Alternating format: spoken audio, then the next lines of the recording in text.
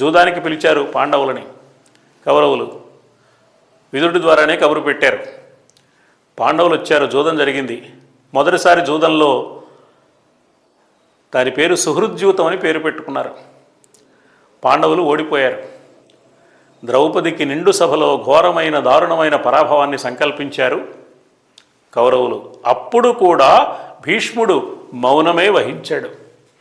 ఏమిటి ఈ దుర్మార్గం, ఏమిటి జోదం ఏమిటని జోదాన్ని ఆపే ప్రయత్నం చేయలేదు. ద్రౌపదిని పిలుచుకురావాల్సిన అవసరం లేదు అని అనలేదు.